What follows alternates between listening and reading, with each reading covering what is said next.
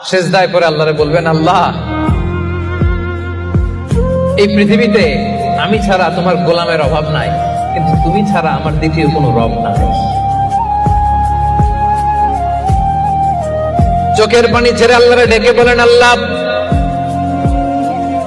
এই জমিনে আমি ছাড়া তোমার গোলামের কোনো অভাব নাই, কিন্তু তুমি ছাড়া দ্বিতীয় কোনো রব আমার নাই, তুমি ছাড়া দ্বিতীয় কোনো জায়গায় চাওয়ার সুযোগ আমার নাই।